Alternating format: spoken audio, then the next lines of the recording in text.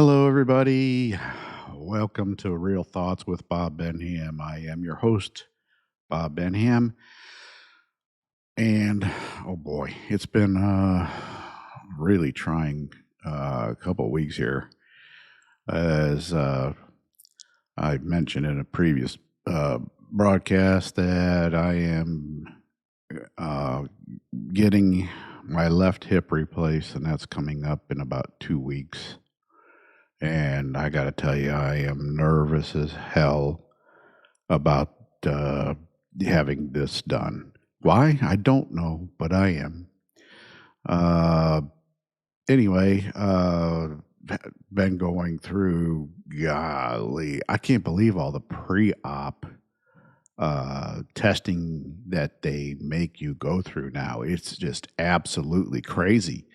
Um, they, uh, I mean, they were X-rays, lab work. I had to go in for, I mean, almost a complete physical to see whether or not I'm fit enough to have the hip replaced, I guess. And oh man, a lot of days at doctors' offices, a lot of days at hospitals, a lot of days just. And the bad part is I it's good where the specialists are that are doing my surgery. They're over an hour away from home, so you're looking at 2 hours drive time, an hour there, an hour back, and then plus the time at the appointment, and then it's been crazy. But so far, I've been cleared to have it done, and I am hoping that it does go well because I'm telling you, it's just hard when you don't have a hip that wants to work. Um, it's got severe arthritis, and then I've got a torn ligament there, and I the pain's been crazy. Not to mention, I got pain all over my body, from the base of my neck all the way down. I mean, it's crazy. Um, and so whenever I go to the doctor's office, they're like, "Hey, what's your pain level?" And I'm like, "Off the charts." I, you know, so it. I mean, it is what it is. I deal with it, get go through the day, and go do my thing. But it's one of those things that nags at you. You know what I mean? So, but uh, to get back to what I was thinking about, uh, I wanted to kind of touch on the NASCAR Daytona 500. Um, this that was run this past weekend. And I know I'm late getting to it, but uh, I wish I could get doing this more. I really do. And every time I go to sit down, something comes up, and it's driving me nuts. But anyway, did have the opportunity to watch the Daytona 500, and I, I'm sorry, this new car they have is just junk. Um, I don't know why they. I mean, they're saying it's in the name of safety and giving all the blah blah excuses and the company line kind of garbage that you usually get. And I am telling you right now, it ain't working. They say the competition's more now than it was, and And in some ways, I agree with that. But when you've got cars that are basically, I mean, built by one person or one manufacturer or one whatever, because I mean, these are all single supplier companies that supply these race teams with the components and parts that they need to race, and um, there's no innovation. The innovation part of it is gone. Um, doing an engine that will make however many horsepower or last long time is that's all dead. Because they're all limited to 550. I think it's five. No, it's up to 650. I believe now. 650 horsepower. Big deal. Back when I first started watching, they were around 800 and 850. And then they were getting close to nine uh, before NASCAR went crazy and said, no, we can't do that because they were getting close to almost 11 or 12,000 RPM on a V8 engine. Um, that's pushing it. Um, and I'm saying that based on experience. I thought when I was racing that pushing the motor to 7,500 to 8,000 RPM was pretty significant, and that it. You're every time I got out on the track, you're like, is this thing going to hang, hold together for whatever, however many laps, whatever, whatever I'm running, practice, whatever, and uh, just hoping it's good. It's built well, and luckily it was because my dad, myself, and my brother built it. Oh God, that was we had never ever. Well, I mean, I've been with my dad and built engines with him before and rebuilt engines with him because my dad was a mechanic for many years, and my brother too, all three of us, and so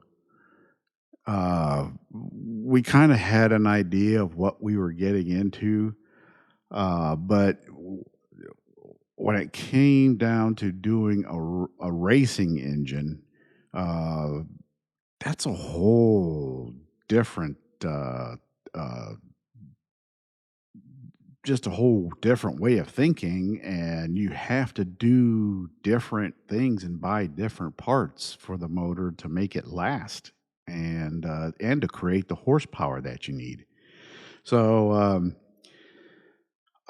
anyway, uh, I know, like I said, I know about basically pretty much the inner workings of all that, race of having a race team and building cars and fixing the cars and setting them up and all that. Now, granted, I am not up on the technology of this new car.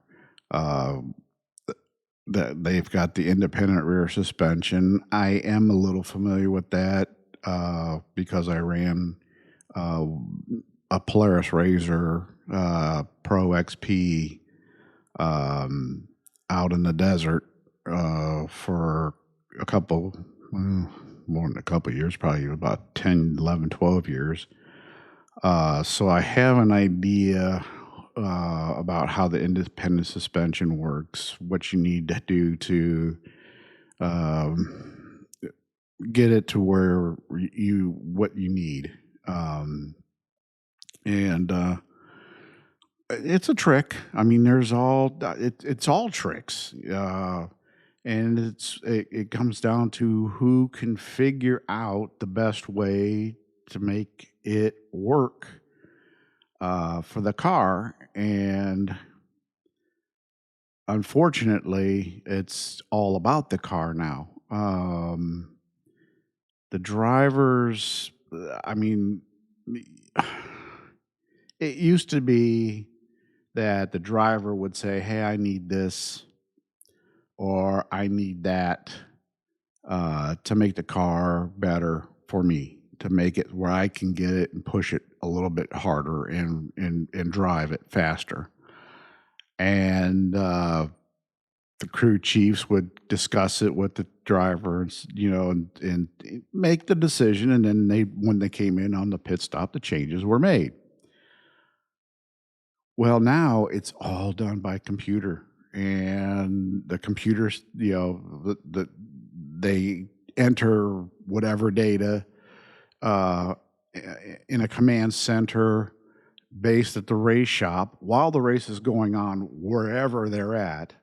They have a command center, and they're sitting there inputting information and saying, "Okay, this is what we're reading from the car. This is what the driver is saying. It's not quite matching up, but wait, if we do this to it, it may make it a little bit better." And it's all based off whatever the computer says. The driver, uh, I mean, the driver has to adapt to whatever they give him. And you know, I just don't like that they do that. And it's all based on this car, the way this car is.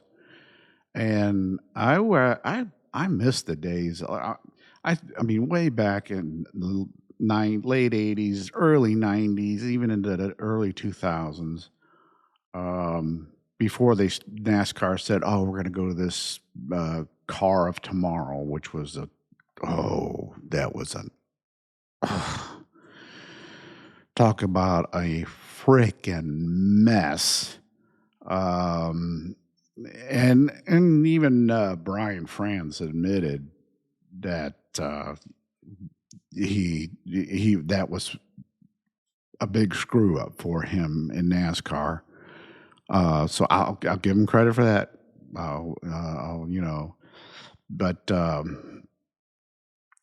once they went away from the old car and started messing around with the car of tomorrow, now this next gen car and all that stuff, it's ruined it. It really has ruined the sport because now you can't. I loved watching the drivers drive that car into a corner so deep and then lift, and you could hear it, and then and then when they get right back in the gas pedal and to come off the corner, and that was a treat. Now, I mean, yeah, you hear them lifting and they're getting back in the gas, but you don't get to hear that horsepower that, and you don't get to see how much that horsepower made a difference because of the different engine builders. Um, so it has taken so much away from the sport that I mean, I like. Excuse me, I apologize. My voice is really bad today. Um, I can't stop watching it because I'm a fan. I'm a race fan. I love racing. I, I know the majority of this crap is set up now. I mean, it's there's nothing uh, that's really pure about any sport anymore. Um, and the reason why I say that is all you got to look at is all these betting companies that are out there and all this gambling crap that's going on. Um, you can't tell me that there isn't somebody somewhere in one of these companies and they're looking at the bets and they're going, I think I'm going to make a phone call because we got to change this. It can't come out that way. Otherwise, we're going to lose our butts. Or something crazy, not crazy, but something along those lines. And I, I'm, I mean, that's why they outlawed gambling and everything in the first place way back when, because it was done by the gangsters of the 20s and stuff. They ran it all, and I mean, excuse me, they just it got ugly, and then, well, you look at the World Series from the Chicago White Sox back in the day when they threw the series. I mean, come on. uh, you can't tell me that that's not going on even now. um, there's just too much. When you watch a sporting event and there is so many questionable issues, and I mean they're obvious, totally obvious issues. You're sitting there going, you're like, what the hell did I just see? And or why is the ref making that kind of a call for something so, you know?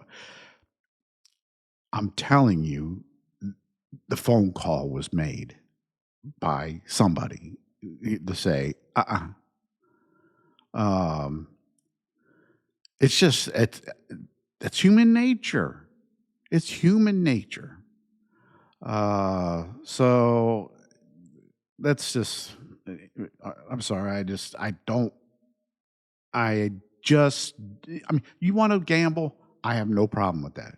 Knock yourself out. If you got the money to do it and you can afford to do it, gamble away. Um,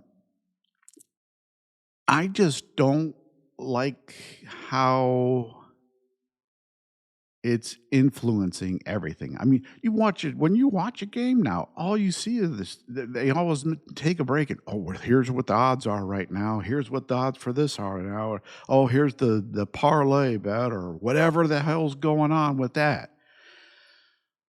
Why? We don't need that crap. I don't care. I want to watch the game. I want to know what's going on in the game. Talk about that. Keep me entertained with the game. I don't care about the betting stuff. They have websites, they have uh, phone apps for that. And I guarantee you, everybody that's made their bet, not listening to the announcers and don't care what the announcers are saying, they're watching what's going on their app. So that, and they're doing whatever they need to do. So give me a break, and don't be putting that crap out on the broadcast, because it's just it doesn't need to happen. So, but anyway, back to the NASCAR race, and then now with these new cars and the bodies on them, with these composite bodies, big big mistake. They should be steel like they used to be. They should let the teams make them. Or, hey, if you want to do a single supplier on those, I don't care. Do a single supplier on that. But put steel bodies back on these cars so that way, if they get into each other, there's going to be problems. Right now, they're banging the hell off each one another, and it's not really hurting the car too much. Make it have consequences. That way they lay off each other. That way you have clean racing. The racing right now is not clean. I I loved it when I can't tell you how many races I've been to in my lifetime, because I mean I've been to a lot. And one of the best drivers out there to pass and pass clean was Mark Martin. And he I used to love, especially at Charlotte Motor Speedway, and Charlotte was his favorite racetrack. That was what was so cool. But I would watch him. Uh, he would get up on somebody going into the turn, going right in, and then he would get a great acceleration coming off the corner, and he would get where his nose was right up near the back of the car he was trying to pass, not touching him, never would touch him, just simply mess with the air flow of the car in front of him. And you would see that car in front of him just do a quick little wiggle, and Mark was underneath him and gone. And watching that and seeing how precise and so um, just so clean about it. Uh, it was incredible to watch. It was an incredible thing to watch, and just how you wanted to keep your car clean, not bent up. That's how it was in the day. Now they don't care. They don't. The drivers don't care. They're not going to. I mean, look at every car that came off at Daytona, and every one of them, the damn decals were halfway scraped off because they were knocking the hell out of one another. That can't happen. We can't. That's not racing. Uh, it's something that I just can't wrap my head around.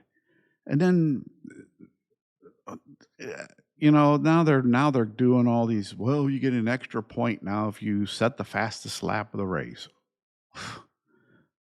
You know what? I miss the championship being based on the entire season.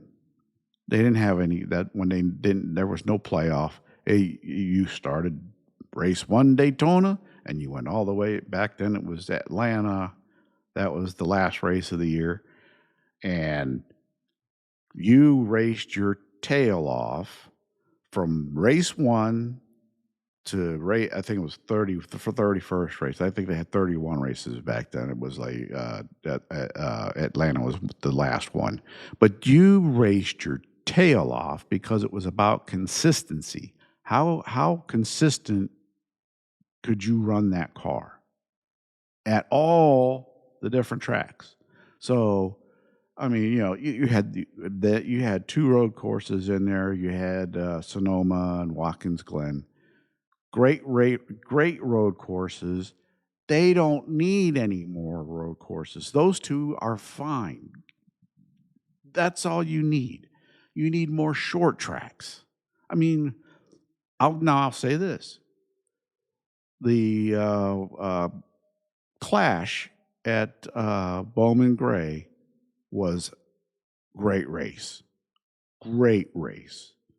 Um, they that's short track racing right there, and it was entertaining, very entertaining. Uh, Again, though, I would like to have seen them have the steel-bodied cars because you're going to drive much different to keep your car clean so you can make it, so you can run to the end. Um, but I mean, that was really, really good to watch. And I'm a big short track fan. Well, obviously. I mean, I did a little bit with racing myself and stuff, and so the short tracks are it. And I loved. I can't tell you how many short tracks I've been to across the United States. I mean, quite a few. And to watch these guys do this strictly because of their love for racing, because it's expensive. I mean, it's just if you're not rich, and I mean, I know there were guys out there that were like, I have to win the feature to make my house payment. what? I mean, that's how crazily devoted they were to getting into the sport and running in the sport. Um, but I mean, I was fortunate that it didn't take away from my home income. I would work extra hours at different places doing whatever to earn the money to be able to put the car on the track. And when they talk about sponsorship and stuff like that, it's a joke. It really is. If you get if you got a sponsor for your car, you're a lucky son of a gun because I knocked on doors. And everybody about laughed me out. You want us to give you money to put on our name on your race card? That's all. What do we get out of it? And I'm like, well, I'll bring the car down here and let everybody, all your employees, take a look at it or whatever, hang out for a while. They're like, no. Mm-mm. So what do you do? I mean, you run it out of your own pocket. Anyway, the back to the 500 again. I'm sorry. I do get off track because my mind starts. And I'm not. I mean, at least that it's coming straight from the brain and stuff. It's not. I'm not making any of it up. It's all true. Um, but anyway, the Daytona 500, it had some great racing part of it, and part of it. I mean, I enjoyed uh, the three wide racing they did for a little while. That's always fun to watch. When you're in person at like a track like Daytona or Talladega, and I've been to Talladega, I can't tell you how many times. Love that facility. Oh my gosh, is it huge? Um, I mean, you're talking the racetrack's 2 2/3 miles long. That's a big track, and when you get there, and see it for the first time, it takes your breath away. And then two, when you go and you see that banking that those cars drive around, wow, it's incredible. But yeah, when they're three wide like that, they it looks like fighter jets uh, flying through, making a turn and then coming towards you. They're all so right packed, it's packed so tightly that it looks like it's just a pack of fighter jets coming towards you, and the sound, oh, it's something to be experienced. It really is because it's just to be able to hear it, um, and then get the smells of the cars because of the fuel that they use. The tires, if they're spinning out the smoke from the tires, it's the noise. I mean, it's loud. I mean, you got 40 cars with no mufflers. They're running straight pipes right off the exhaust of the engine, and let me tell you, it's loud. Uh, it's just it's an experience that at least try if you can. Uh, but anyway, I just wish they didn't bang into each other with as much as they do. I haven't had a chance to really. I usually try to check out like some of the other podcasts that are related to right directly related to NASCAR that they have out there. Uh, and some of the majority of it that I will listen to is off Dale Jr.'s podcasts that he has. He's got I don't know how many they have now. There's it's crazy high number. But usually I'll watch that a little bit and get some thoughts from based off of that, and listen to what the driver like well Denny Hamlin or somebody like that it has to say about what happened during the race and how it raced. Um, I didn't get the opportunity to do that this week because I've been running around so much, but uh, it's from what I've been reading and stuff like that.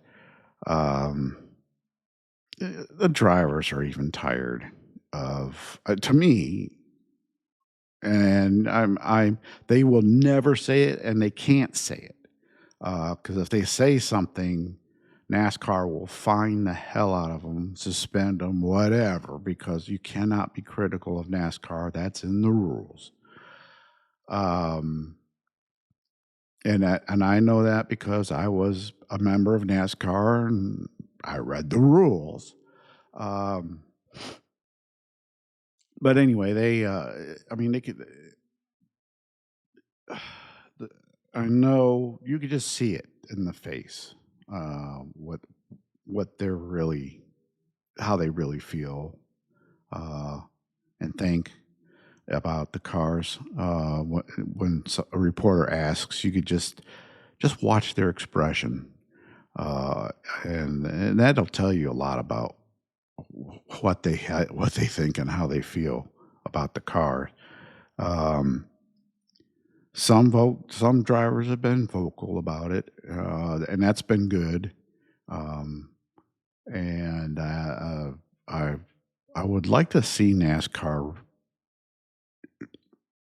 take and sit down and listen to the fans.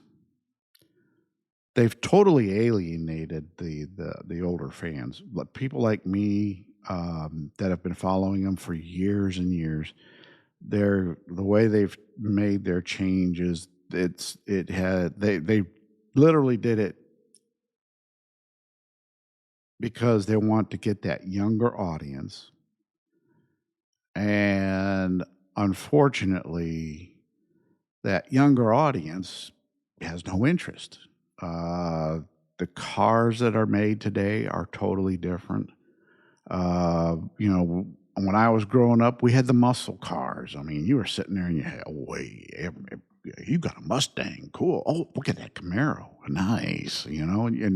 Or the Dodge Challenger, wow, or a Charger, whatever.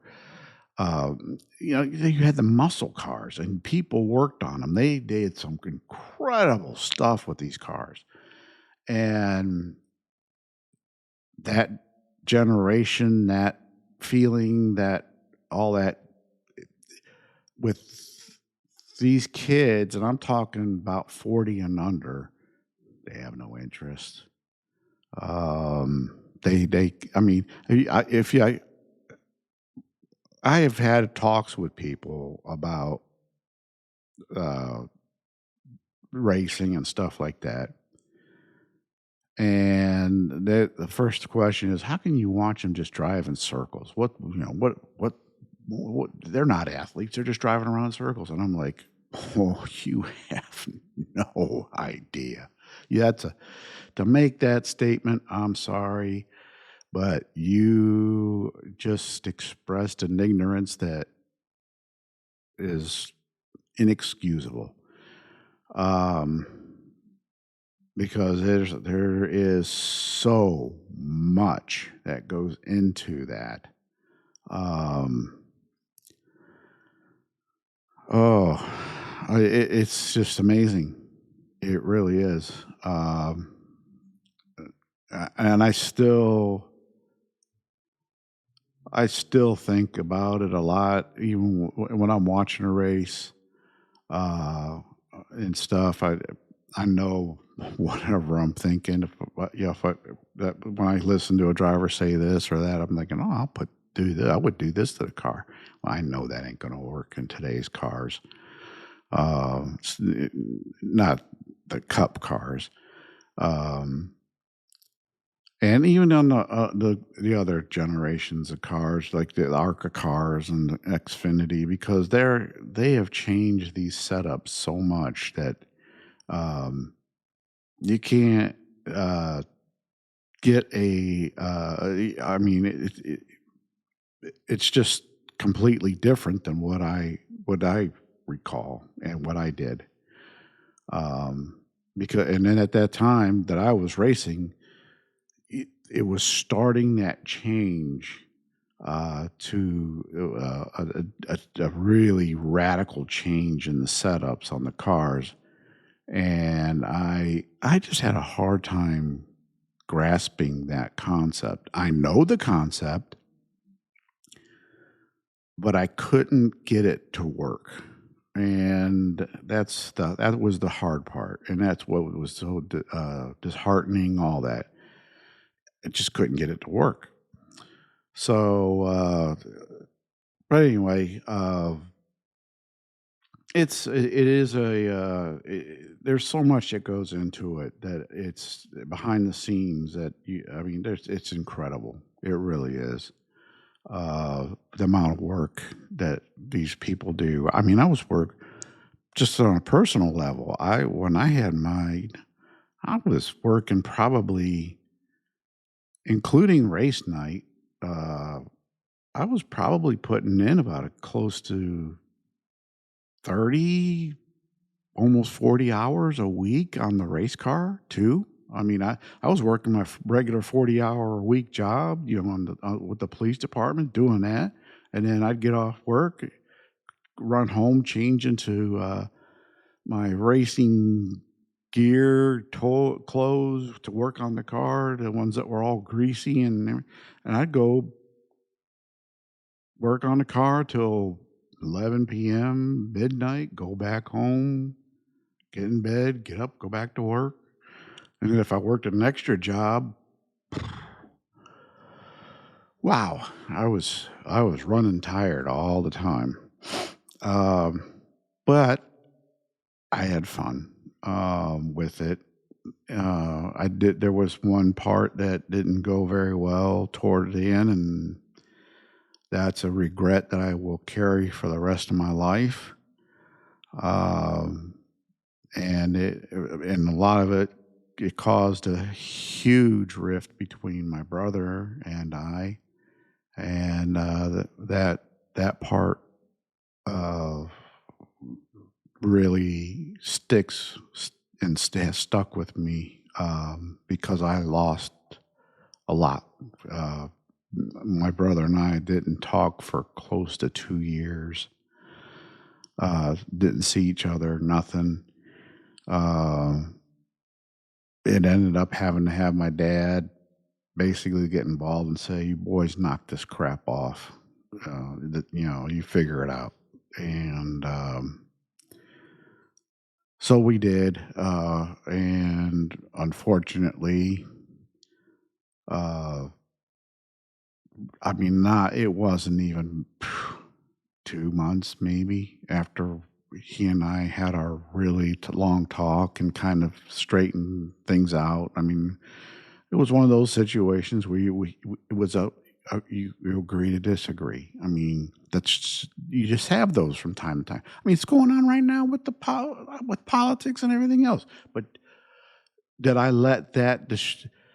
Yes, it hurt my relationship with my brother for a little bit, but at the same time, you look at us now, and we're so tight, it ain't even funny.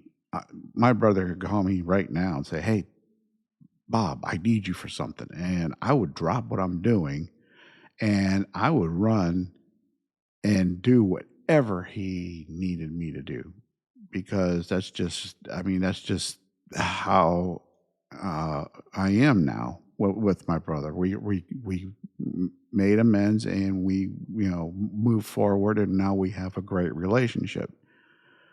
Um, so, but anyway, that was uh, partly. I mean, a lot of what went on, at least for me, with my racing and then talking about NASCAR too. But NASCAR,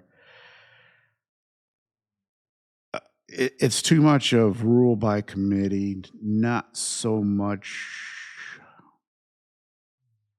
um, that old style when Bill France was in charge, Bill France Jr., and he would say, "This is my game. You're playing in my sandbox. This is how it goes. You're going to do what I want it done." Um, and that was it. I mean, that was the end of it. You didn't have all this, and now it's gotten to the point where they're talking to sponsors. What do you think? And and car owners and drivers and manufacturers and you got so many people uh, that are trying to. I mean, and then everybody's got their good, valid points. Don't get me wrong. Um, but it's not,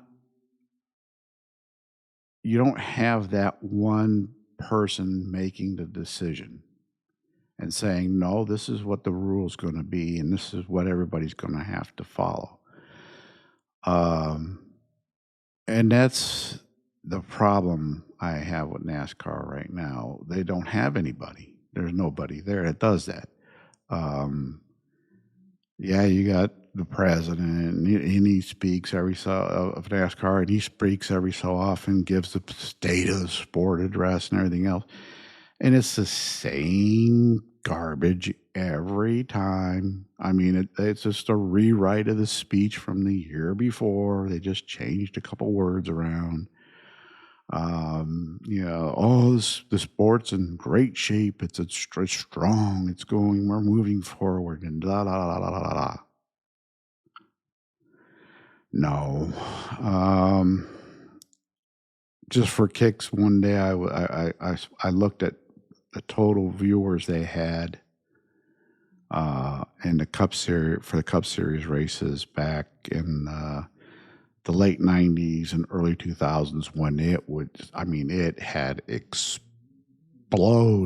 I mean, you couldn't get a ticket to a lot of these races. It just wasn't happening. Bristol, Bristol Motor Speedway, sold out for years. I mean, you couldn't get and to get a ticket, you had to buy somebody's ticket, on a ticket swap thing or on whatever, and then that was it. To end the waiting list for season tickets because they had for like the fall and the spring race. The waiting list for that was, oh my gosh, you were on that forever. Um, I it was funny because I fell into season tickets at Bristol. I had my late wife and we attended a race. Uh, I was able to buy tickets to it, and so we went down to the race. And at that time, we sat on the back stretch, and they had unveiled plans to completely rebuild the backstretch grandstands because they were going to make it look like a stadium all the way around and say, the uniform. And it just so happened that because I had bought the tickets uh, for that race, the race before this construction was supposed to start, I ended up on the season ticket list because for that backstretch, I was one of the first ones to be able to choose my seats for that new grandstand, and I ended up having those seats for, oh God, 5 years or so or more, uh, and people would say, "Hey, are you planning on going to Bristol this year?" "Oh, yeah." "Oh, I was hoping I could buy tickets from you." "No, you ain't getting them for me." Um, that track was good too. They messed that track up. They decreased the banking, and then they put that convex banking in, so that way it's the lower, uh lower, grade, uh, on the bottom, and then as you go up, it gets the banking gets steeper. So, I don't like that, and it ruins the sport because the old Bristol, oh my god, the racing was so good, and it was, I mean, incredible. I mean, it was fun. It was a lot of fun to watch, and they changed the banking, and they did all this stuff to reduce the banking. It's not the same Bristol. And no, here's another thing that drives me absolutely nuts about NASCAR is this stupid traction s- syrup or whatever the hell it is that they're putting down on the racetracks for the purposes of grip. Why? Why? You don't need to. It is. I thought it was it was supposed to be in the hands of the drivers to figure it out.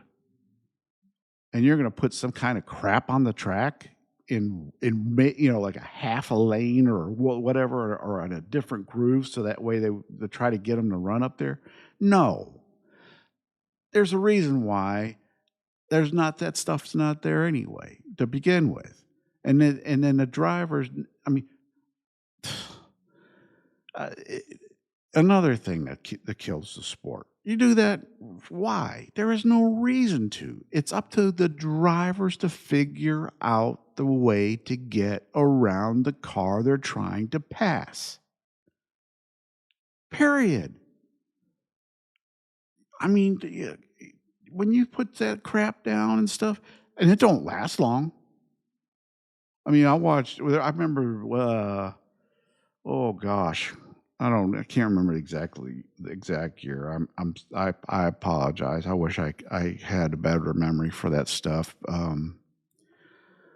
But there was one year I watched. It was a Bristol race, and they put that traction stuff down for the bottom groove, and it only lasted about 100 laps of work. It worked for about 100 laps, and it was gone because that's where the cars run. And when and you could put it up in a higher groove, okay, the cars are running there. It's not going to last long. It can't. It's off the track within so many laps, and they lose the traction anyway. And then now they're back to we got to figure it out. Let them figure it out from the first moment they get on the track. Forget that crap. They don't need it. That is all. To me, that's a cheat. There's no reason for it.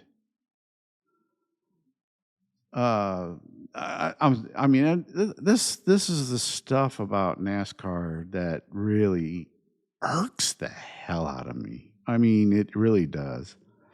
And then I a friend of mine and I we used to go to, oh God, so many races together, and we had fifth wheels that we would stay at the track. I mean, we would go and park at the track a week ahead of the race, uh, just to take in the sights of the area and enjoy the areas that we were at, and then just sit back and watch how the event came to life. Watch with people coming in and all that stuff. It was really a neat thing to do. And we were talking one day, and he said, there ain't no way I would do it now. He says the way that the tracks treat you for like you have to pay for water. Like you're paying like $40 for uh 20 or 30 gallons of water. I'm like, you gotta be kidding me. He goes, yeah, you can't go just get water and then fill up your tank. They have to they have a water trucks running around. And you have to buy the water. Same with the sewage for your RV. They got the pooper scooper trucks going through, and they got they'll hook up to you and dump your tank for I think it was like $35 or something like that. You know that stuff gets expensive fast. I mean, you're looking at whatever for uh, a week. I mean, you had the cost of the campsite, you have the cost of the travel, you have the cost of your food, you have the cost of that water drops, then the pooper scooper sucker thingy, and nah, I couldn't do it. It's just the expenses is what it is. Um, it's sad. I mean, it really is sad to be able to get. I mean, you'd like to do these things, and it's just to the point now. It's just almost impossible to do because it just costs way too much money, way too much money. I mean, the tickets. I'm not sure what the seats are going for now, but when I uh, when I was going, the most expensive seats I had was at Charlotte Motor Speedway, and I was paying $130 a seat for a race, and I was sitting in about row 40. Uh, so and I could see the whole track. And that was the nice part about it. I could see the whole track, but $130 a piece, and I had 5 tickets because of my mom, my dad, my brother, and it was my wife and myself. And I mean, that got to be really expensive, really fast. So, and I can't even imagine what it would be now. I really can't.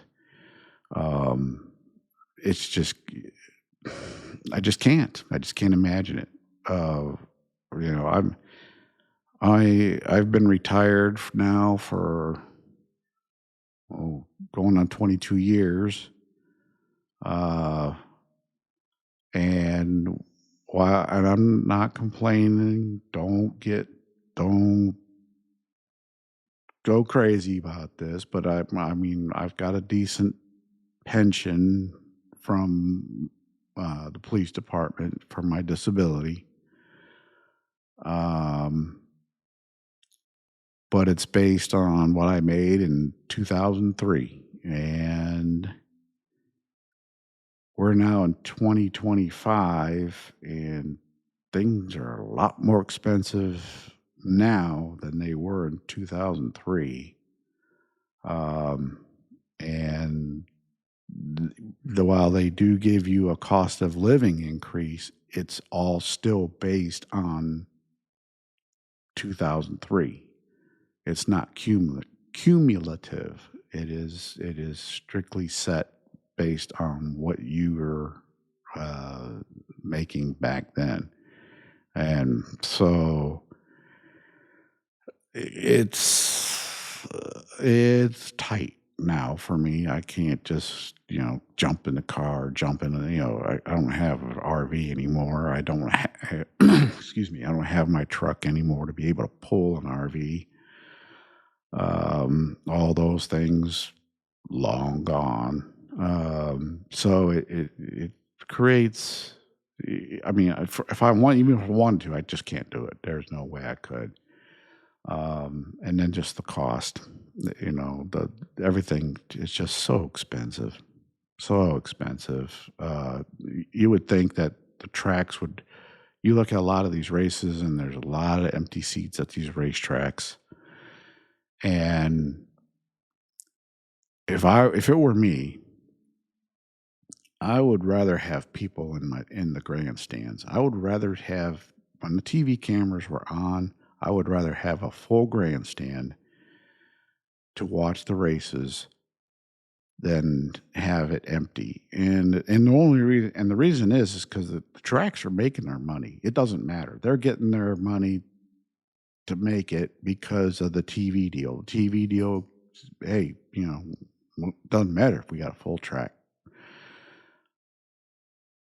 Me, it would be an optics thing, and I would reduce the price of the tickets, and I would reduce the price of the concessions. And you know what? They would make a ton of money, a ton of money, because you're going to bring people in. People are going to start spending money for this, that, whatever, because you're going to have more money in your pocket because the ticket prices are down, concession prices are down. I remember the last time I went was at Charlotte Motor Speedway was 2009, and I paid 10 bucks for a cheeseburger. No, come on. Um, like I said, it's better ways to take care of this stuff now, and at least for the optics of it all and that. But nobody cares, for one. The money's already there, so it doesn't matter. It's just I don't know. I That's just something I would do. I mean, it would to try to solve that issue. Um, but they need to that NASCAR needs to do something with this car to make it where it races. I mean, they need to go back to let them run the 850 horsepower engines and let them sail those cars into the corner and have to lift and then get back on the gas and let them go.